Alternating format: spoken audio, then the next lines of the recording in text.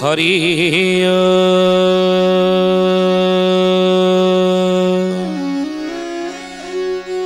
ओम भूर्भुवः स्वः तत्सवितुर्वरेण्यं भर्गो देवस्य धीमहि धियो यो नः प्रचोदयात्।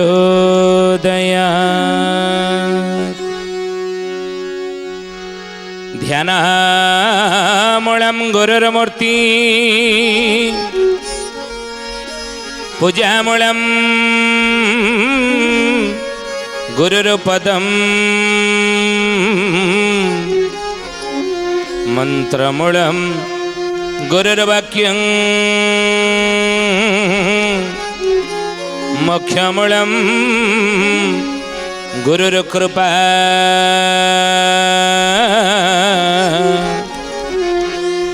मोक्षमूलं गुरुर्कृपा। बोलिए महापुरुष अच्युतानंद जी की सुधी यानी ज्ञानी गुणी मंडली। आज अध्यायर आलोचना को आपण मानक स्वागत जनाऊँ। आज मालिका वचन आलोचन आम आलोचना करने को जाऊे महाभारतर एक उपाख्यान। पांडव पांच भाई विवाह करते द्रौपदी द्रुपद कन्या पांचाल देशर राजकन्या द्रौपदी की विवाह करते पांचाली की विवाह करते। द्रौपदी युधिष्ठिर भीम अर्जुन नकुल सहदेव ये समस्त पाखरे गोटे गोटे वर्ष तांको भितर आलोचना होता। पांच जन पांचटी पुरुष जन नारी को यदि विवाह करती ताले से नारी किभली पांच जन पुरुष को नहीं संसार करिवो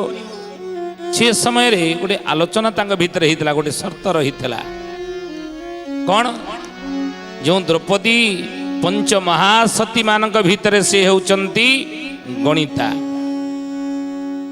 पांच पंच महासती जो ये संसार अछंती शास्त्र पुराण रे पंच महासती मानक विषय रे जदि आलोचना होईची से पंच महासती मानक भितर की अछंती अहल्या द्रौपदी तारा कुंती मंदोदरी तथा पंच कन्या समरे नित्य महापातकनाशनम। प्रतिदिन सकाळो हे ज्ञानी गुणी मंडली शुद्धि जानी आपणे पंचकन्या को यदि स्मरण करिवे शास्त्र कहउचंदी महामहापातक महामहापाप ताप ता विनाश ही जीव। ता भीतर द्रौपदी ना आसुची पंच महासती मानक भितर द्रौपदी युधिष्ठिर पाखरे जिते गोटे वर्ष रही समय महाभारत युद्धर अयम आरंभ। प्रभु शंख निनाद कर 18 दिन महाभारत युद्ध कुरुक्षेत्र रे समस्ते प्रस्तुत होती। भीम मध्य 52 भार गदा जहांगर कांधरे शोभा पाए। दुर्योधनर गदार भार कहले ओजन होची केते ना 56 भार। भीमंकर गदार भार कहले ओजन केते ना 52 भार। तेणु भीमंकर गदार ओजन चाहिए दुर्योधन जे कि बलरामंकर जे शिष्य गदा युद्ध दुर्योधन बलराम ठारू शिखी नहीं। तेणु सी दुर्योधन ठारू भीम गदार भार कम हेले मध्य प्रतिशोध नवाई जो रही भितर जो कौन पाई ना जो बल रही प्रतिशोध मुझे भी जो दुख जो कष्ट पिला दिन आमको ये कौरव मान दे छाड़ी भी ना सुजोग मिली युद्धर विनाश करदेवी कौरव प्रतिज्ञा करना भीम प्रतिज्ञा करी कौरव वंश को विनाश करदेवी से मध्य प्रस्तुत ही अच्छी केतेबेले शंख निनाद हे सकाळ हेब शंख बाजिब कुरुक्षेत्र रे महाभारत युद्ध हम आमर एवं कौरव मानकर भाई सहित अपेक्षा करें। समय भीम राति देखीदे कौन ना अच्छा जो द्रौपदी एवं युधिष्ठिर द्रौपदी गोटे गोटे वर्ष रही ना पांडव 5 भाई पाखे युधिष्ठिर पाखे जो द्रौपदी थे भीम से बाट दे जाते देखीदे टे युधिष्ठिर यही समय द्रौपदी पदवंदना करुले द्रौपदी पाद पाखे बसिकी कौन ना पादरे हाथ देते प्रणाम करुले आश्चर्यचकित हो गले भीम की कथा ये स्त्री स्वामीर पाद पाखे बसवा कथा ये विपरीत किमी उत्कलीय पंचसखा जुगर महापुरुष अच्युतानंद नेमाल पद्मवनर जी होचने राजहंस ये सुंदर भाव गोटे पदुटे कही जो कलिजुग आसब से महापुरुष लिखिछन आमे कहूनु सुता संगे प्रीति पियर करिबे बराबर भंडो थिबे बौड़ल बराबर भंडो थिबे सावित्री व्रत जे हरे हरे भजन के सती न थिबे जय जगन्नाथ जय जगन्नाथ जय जगन्नाथ जय जगन्नाथ पंच महासती भितरे जी जहांकर नाम आसे द्रौपदी ये पंच महासती अच्युतानंद कहले कलिजुग हेले सुता संगे प्रीति पियर करिबे बराबर भंडो थिबे सावित्री व्रत जे घरे घरे हेब जन के सती न थिबे किंतु पंच महासती को नहीं भारत इतिहास बा भारतीय संस्कृति आज गर्वित ये पंच महासती भितर ना अच्छी स्वामीटी सी पाद सेवा करुची ये तांकर स्त्री है से पाद पाखे ये स्वामीर पाद पाखे ये बसवा कथा कि ओलटा है कि कथा भाई मोर ये बड़ भाई ये कि कम कर मन को ना आ युद्ध बुद्ध किसी करी कि कथा या हस्तिना सिंहासन बसवाई मुझे युधिष्ठिर मोर बड़ भाई हस्तिना सिंहासन बसवाई ये युद्ध ये कौरव मान सहित करी ये दुर्योधन दुशासन सब मारि मु प्रस्तुत मुझे देखला जहाँपाई मुझ युद्ध करिया जाऊँगी जहाँ हस्तिना सिंहासन दबाक जाऊँगी अधिकार सब्यस्त करिया जाऊँगी आ सी देखला स्त्री बोल करा स्त्री सेवा कर ना युद्ध बुद्ध मत दरकार ना बोलिए महापुरुष अच्युतानंद जी की ज्ञानी गुणी मंडली शुद्धि जानी मन मारिकी बसले भगवान जापारे अंतर्ज्यामी सी अंतर्ज्यामी अंतर कथा समस्त जापारती प्रभु नहीं एतचांस कला पुंसा कृष्णस्तु भगवान स्वयं इंद्रारि व्याकुलं लोकं मृडयन्ति जुगे जुगे ईश्वर परम कृष्ण सच्चिदानंद विग्रह अनादिरादि गोविंद सर्व कारण कारण समस्तर का समस्त कारण रजी होचने कारण प्रभु जानी पारे मन मारिकी बसी काली सका कौच युद्ध करनी अक्षय हो पुण्य जगत धर्मर हो जय ताले धर्मर जय केमी हम यानी गुणी मंडली ध्यान दे शुणे कथा मालिका अति रसाल कथा भितर रही तत्व तत्व तथ्य रही तेणु ये कौन बसला ये कौन हम युद्ध पचारे कौन है कहीं चुप हो बस मन मारिकी कहीं बस भाई कौन है तुम काली सकाळे युद्ध हम शंख बजा जीव सका राति पाइले तमें प्रस्तुति पर्व आरंभ करदे दरकार कहीं मन मारी बस कौन है ना ना ना ये केशव आ युद्ध बुद्ध किसी कर दरकार ना ना कहीं ना क्या करी युद्ध ना बड़ भाई तुम युधिष्ठिर हस्तिना सिंहासन से अभिषिक्त हे राजा है राज्य शासन करेंगे धर्म नंदन सी धर्मराज युधिष्ठिर हस्तिना सिंहासन धर्म राजनीति कर बसिक धर्म को तुम्हें उपवेश कर अर्थात स्त्रीर बसर सी नारी बसा मानवा व्यास कहते कलिजुगर रीतिनीति कलिजुगर रीति कलिजुगर नीति कलिजुगर आचार कलिजुगर विचार कलिजुगर किमिति लोक माने क्यों क्यों नीति रे चलिबे ये कथा व्यास मध्य कहि दैछन्ति ए कलिजुग रीतिगति धर्मं संकुचितं तपो विरहितं सत्यं च दुरंगत निर्विद्या पृथ्वी निरोसति रसा नारी बसा मानवा कहले नारी बसा मानवा कलिजुग रे नारी बसरे मनीष रहिबो ଚନ୍ଦ୍ର କିରଣ ଲୋଚିବ ଆକାଶେ ଚନ୍ଦ୍ର କିରଣ ଲୁଚିବ ଆକାଶେ ପୁରୁଷ ରହିବେ ନାରୀଙ୍କ ବସେ ପୁରୁଷ ରହିବେ ନାରୀଙ୍କ ବସେ। ଅଚ୍ୟୁତାନନ୍ଦ ମହାପୁରୁଷ ମାଳିକାର ନାମ ହେଲା କଳିକଳ୍ପ ଗୀତା। 600 ବର୍ଷ ତଳେ ଗାର ମାରି ଦେଇଛନ୍ତି ଏ କଥା ଲେଖିକିରି। ନାରୀ ବସରେ କଳିଯୁଗ ଯେତେବେଳେ ଆସିବ ସେତେବେଳେ ନାରୀ ବସରେ ପୁରୁଷ ରହିବ, ପୁରୁଷ ବସରେ ନାରୀ ରହିବ ନାହିଁ। ଭୀମ କହିଲେ ଏ ତ କଳି ଯୁଗରୁ ଦ୍ୱାପର ଯୁଗରୁ ଦେଖାଗଲାଣି, ଏ ଲକ୍ଷଣ ଏଇ ଦ୍ୱାପର ଯୁଗରୁ ଦେଖାଗଲାଣି। ନାରୀ ବସରେ ଏଇ ପୁରୁଷ ନା, ଆଉ ଯୁଦ୍ଧ କାହିଁ କରିବି ହେ କେଶବ। ଭଗବାନ କହିଲେ ହେ ଭୀମସେନ, ହେ ଭାଇ, ମୁଁ ତମକୁ ବୁଝେଇଲେ ତମେ ବୁଝିବ ନାହିଁ। ମୁଁ ଯେତେ ତମକୁ ବୁଝେଇବି, ଯେତେ ଯାହା କହିଲେ ମଧ୍ୟ ତାହା ତୁମେ କେବେ ହେଲେ ଗ୍ରହଣ କରିବ ନାହିଁ। କାହିଁକିନା ଆଜିର ପରିସ୍ଥିତି ଆପଣ ଦେଖନ୍ତୁ। 600 ବର୍ଷ ତଳେ ମାଳିକାରେ ମହାପୁରୁଷ ଅଚ୍ୟୁତାନନ୍ଦ ଯାହା କହିଥିଲେ ତାହା ଦେଖନ୍ତୁ ଆଜି ତାହା ଅକ୍ଷର ଅକ୍ଷର ଅକ୍ଷର ଅକ୍ଷର ଗୋଟିଏ ପରେ ଗୋଟିଏ ସତ ହେଇ ଚାଲିଛି। ନୁହେଁ, ଗୋଟେ ଅକ୍ଷର ମିଛ ନୁହଁ, ମାଳିକା ମିଛ ନୁହଁ, ଗୋଟେ ଅକ୍ଷର ମିଛ ନୁହଁ, ତାହା ସତ ହେଇ ଚାଲିଛି। ଆମକୁ ଯଦି କିଏ ଉପଦେଶ ଦେଉଛି, ପର ଉପଦେଶ କୁଶଳ ବହୁତ ତେରେ, କାହାକୁ ଉପଦେଶ ଆମେ ଯଦି ଦେଉଛେ, କିଛି ଗୋଟେ କଥା ଆମେ କହୁଛେ, ସେ ଗ୍ରହଣ ଯେ କରିବ ଆମ କଥାକୁ ଜୋର ଦେଇକିରି ତାକୁ ମାନିବ, ଇ ଆଶା ଆପଣ ରଖନ୍ତୁ ନାହିଁ। ମୁଁ ଯାହା କହୁଛି ସେ ତାକୁ ମାନିବ, ସେ କଥାକୁ ଗ୍ରହଣ କରିବ, ସେ ସେଇ ଅନୁସାରେ ଚାଲିବ। ମୋ ନୀତିକି ନୀତି ବାକ୍ୟ ଯାହା କହିଲି, ଯାହା ଦିଗ ଦର୍ଶନ ଦେଲି, ଯାହା ଉପଦେଶ ଦେଲି, ଆସି ତାକୁ ମାନିକି ଚଳିବ, ତାକୁ ଗ୍ରହଣ କରିବ ନାଇଁ, ସେମିତି ଭାବିବା ଆମର ଭୁଲ ହେଇଯିବ। କାହିଁକି ନା ଯେ ପର୍ଯ୍ୟନ୍ତ ସେ ନିଜେ ବୁଝିନି, ଯେ ପର୍ଯ୍ୟନ୍ତ ନିଜେ ନିଜକୁ ସେ ବୁଝେଇନି, ଆତ୍ମ ସମୀକ୍ଷା ସେ ନ କରିଛି, ନିଜେ ସେ କଥାକୁ ନ ବୁଝିଛି, ସେ ପର୍ଯ୍ୟନ୍ତ ତାକୁ ଯେତେ ବୁଝେଇଲେ ମଧ୍ୟ ସେ ବୁଝିବ ନାହିଁ, ଗ୍ରହଣ କରିବ ନାହିଁ। ହେ ଭାଇ, ଗୋଟିଏ କାମ ତୁମେ କରିବ ନା କ'ଣ ନା, ବର୍ତ୍ତମାନ ସନ୍ଧ୍ୟା ରାତି ଯେତେବେଳେ ହେଇଯିବ 2 ପ୍ରହର, ସେତେବେଳେ ତୁମେ ଅମକି ଜାଗାକୁ ତୁମେ ଟିକେ ଯିବ। ଏଇ ଯେଉଁ ହସ୍ତିନାପୁରୀ ତାର ଯେଉଁ ମଶାଣିଟି ଅଛି ସେ ରାଜ୍ୟ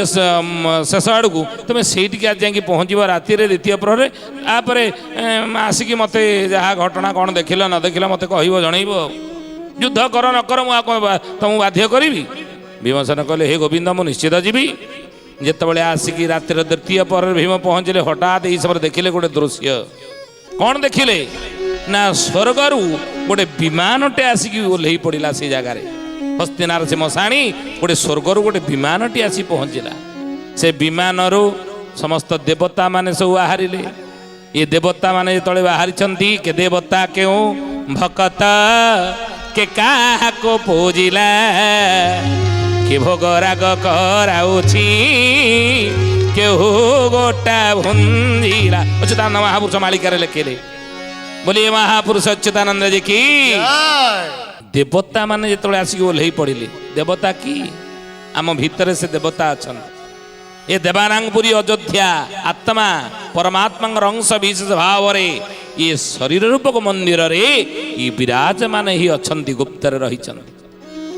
ଜ୍ଞାନୀ ଗୁଣିମଣ୍ଡଳୀ ଶୁଦ୍ଧି ଜାନି ମଣିଷ ଭଗବାନଙ୍କୁ ଚାରିଆଡ଼େ ଖୋଜୁଛି। ମୃଗତୃଷ୍ଣା ଭଳିଆ ମୃଗର ନାଭିରେ କସ୍ତୁରୀ ରହିଛି, କିନ୍ତୁ ମୃଗଟି ଜଙ୍ଗଲ ସାରା ଘୁରି ବୁଲେ ଯେ କସ୍ତୁରୀର ବାସନା କେଉଁଠି ଆସୁଛି, କେଉଁଠି ଆସୁଛି, କେଉଁଠୁ ଆସୁଛି, ଚାରିଆଡ଼େ ବୁଲି ବୁଲି ବୁଲି ବୁଲି ମୃଗତୃଷ୍ଣା, ଏ ଯେଉଁ ଶବ୍ଦଟି ମୃଗତୃଷ୍ଣା ଭଳି ମୃଗଟି ବୁଲି ବୁଲି ବୁଲି ବୁଲି ଶେଷରେ ପ୍ରାଣ ବିସର୍ଜନ ହେଇଯାଏ, ମରିଯାଏ ଗଲେ ସୁଦ୍ଧା ସେ ଏଇ କଥାର ଆଭାସ ପାଏ ନାହିଁ ଯେ କସ୍ତୁରୀର ବାସନା କେଉଁଆଡ଼ୁ ଆସୁଛି। ଇରେ ମୂର୍ଖ, ତୋ ନାଭିରେ ଯେ ତୋ ଭିତରେ କସ୍ତୁରୀ ରହିଛି, ମୃଗ ନାଭିରେ କସ୍ତୁରୀ ରହିଛି ନା, କସ୍ତୁରୀର ସୁଗନ୍ଧ ବହୁତ, ତା ବାସନା ବହୁତ। ତେଣୁ ସେ କସ୍ତୁରୀ ବାସନା ସେ ଜାଣିପାରେ ନାହିଁ। ତେଣୁ ସେଇଭଳି ଆମ ଦେହ ଭିତରେ ଭଗବାନ ଲୁଚିକି ରହିଲେ, କିନ୍ତୁ ସେ ଭଗବାନଙ୍କର ଆମେ ସନ୍ଧାନ ପାଇଲେ ନାହିଁ, ନାଇଁ ସନ୍ଧାନ ପାଇପାରିଲେ ନାହିଁ। ତେଣୁ ସେଇ ଦେବତା ମାନେ ଯେତେବେଳେ ଓହ୍ଲେଇ ଆସି ପହଞ୍ଚିଗଲେ ମର୍ତ୍ତ୍ୟମଣ୍ଡଳରେ ବିମାନରେ,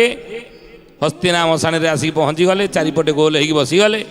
ଏଇ ସମୟରେ ସେଇ ବିମାନରୁ ଗୋଟେ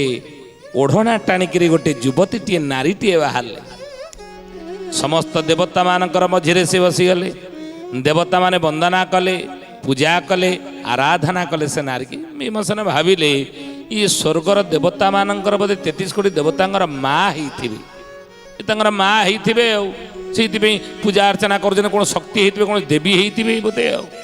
ये धारणा तक भीतर थिला किंतु ये धारणा दूरीभूत हो गला जेते बेले से नारीटी मुंडरू ओढ़णा काढ़ीदेला देवता माने प्रणाम कर सारा पर माँ जो मुंडरू ओढ़णा काढ़ीदेले भीमसेन देखिकी आश्चर्य हो गले कौन देखिले ना से नारीटी आउ कहीं नुहे ना देवता मानकर से माँ ताहा मध्य नुहे ताले से इंद्रकर पत्नी सची ना ताहा मध्य नुहे ना से किए थिले ना स्वयं द्रौपदी स्वयं यही पांडव पांच भाईकर जी धर्मपत्री द्रौपदी से ही थे देवता माने प्रणाम करुले हे माँ आउ केते दिन आपण ये पृथ्वी को आउ केते दिन आपण आ भार को आपण लाघव करेंगे केते दिन पर हे जगत जननी हे भगवती हे अनिर्वचनिया हे शक्ति स्वरूपिणी हे माँ जगदम्बा हे भवानी आपण मते को आमको कहतु जे केते दिन पर आउ केते दिन समय लागिबो ये पृथ्वी आपण ये पापर भार को लाघव करी ये दुरात्मा मानकर दौरात्म्यरू केबे पृथ्वी को आपण पुणी शांत करेबी ये धरित्री को आपण शांत करेंगे कहतु हे माँ माँ भगवती स्वयं दुर्गति नाश दुर्गा स्वरूपिणी द्रौपदी कहले देवता माने व्यस्त हुआ नहीं तार व्यवस्था प्रभु कर सारी ना माँ आपण धरी हाथ ना खरपर द्रौपदी खरपर ये खरपर मोर ये खरपर पुरीब ना केतेबेले ना सत्य जुगरे पुरी नहीं त्रेतया जुगरे रामावतार प्रभु कथा देइचनी पुरी नाहंती वृंदावन रे तळे गाई चरौथिले सेतेबेले मध्य ताहा पुरी नाहंती गोपाल बालक मानकु देखिकी जी हाल हल मु करतली ताहा मध्य प्रभु मोर उदर को शांत करी नाहंती ये जो आसुची निकट भविष्यत रे कुरुक्षेत्र हेब 18 दिन महाभारत युद्ध ये 18 दिन महाभारत युद्ध रे मो खरपर पुरीब दुष्कृत मानकर दुरात्मा मानकर तांकर निधन रे मृत्यु रे मो खरपर पड़ब एतिकी जेतेबेले कहिदेले भीमसेन आसिक पहुँची रहे अरे प्रभु जानीगली काली युद्ध मु करी तेणु महापुरुष से कथा कही ये रकत बहिब दिगरंग हेब दशासनी जे द्रौपदी रणधंदोल रे श्वेत हस्ती परे आसिबु शुण तो अच्छी आसिबु शुण तो बसी है सुजाने आसिबु शुण तू बसी आसिबु शुण तू बसी है सुजाने आसिबु शुण तू बसी प्रभु काली युद्ध करिया को जीवी काली की युद्ध करिया को जीवी मो मनर जो भ्रम थिला मो मनरे जो शंका थिला ताहा दूरीभूत हो गला प्रभु मुझे जानीगली किए ये स्वयं माँ दुर्गति नाथ दुर्गांकर अंशी अंश संभूता तांकरी अंश नहीं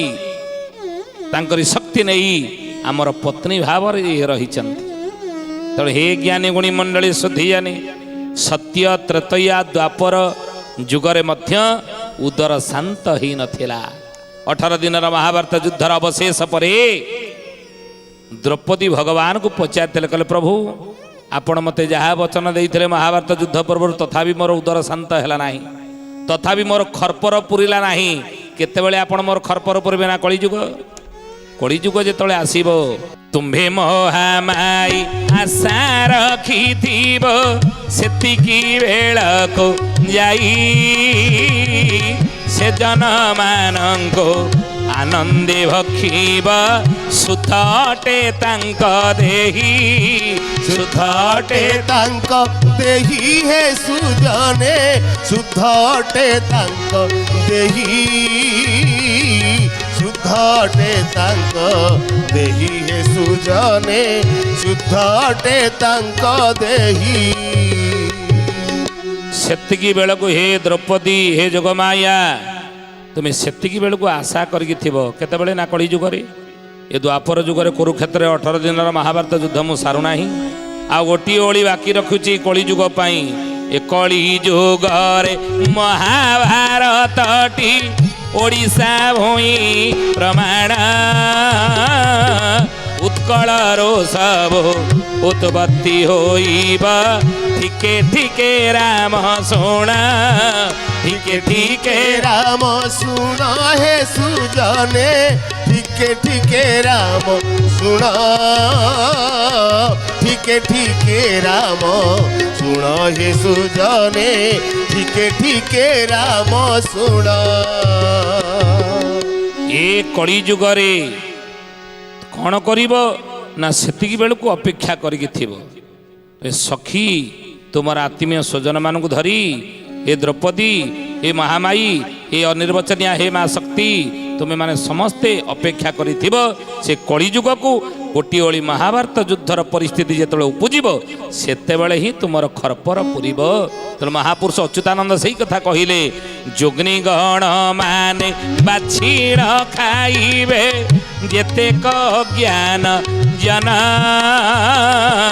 पलाई जीवा को बाट न पाइबे खोजुथिबे तत्व ज्ञान खोजुथिबे तत्व ज्ञान हे सुजने खोजुथिबे तत्व ज्ञान खोजुथिबे तत्व ज्ञान हे सुजने खोजुथिबे तत्व ज्ञान। तेणु से माँ शक्ति कली जुगरे जन्म होइथिबे सब कली जुगरे आसिक थिबे किए से माने से द्वापर जुगर हौ से माने कली जुगरे को रूप रे थिबे किभली भाव रे थिबे किभली भाव रे तांको खरपर पुरिबो ये कथा आसंता अध्याय में आलोचना करिबा। महापुरुष अच्युतानंद शिशु अनंत जशवंत दास आउ ई कथा को अर्कित दास मध्य ताकर महागुप्त पद्मकल्प लिखिचंती किभली भाव रे को रूप रे से माने सब कली जुगरे कोटी कोटी सब थिबे को जगार सब थिबे एवं कली जुगरे से माने बाहरिबे ये कथा को आसंता अध्याय में आलोचना करिबा। ज्ञानी गुणी मंडली आज तो समय होईची आसंतु बाणी की विराम दबा किंतु प्रभुंकर नाम नहीं श्री कृष्ण गोविंद हरे मुरारे हे नाथ नारायण वासुदेव श्री कृष्ण गोविंद हरे मुरारे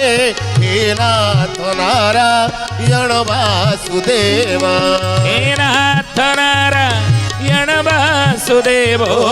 हे नाथ नारायण वासुदेव हे नाथ नारायण वासुदेव श्री कृष्ण गोविंद हरे मुरारे हे नाथ नारायण वासुदेव। श्रद्धेयने ज्ञानी गुणी मंडली आज अध्याय को ये आसंत विराम दबा पुणी आसंता अध्याय भेट हवा रहुचु हरिओम शांति शांति शांति सर्वारिष्ट सुशांति भवतु। प्रार्थना आम आनंदर उत्स।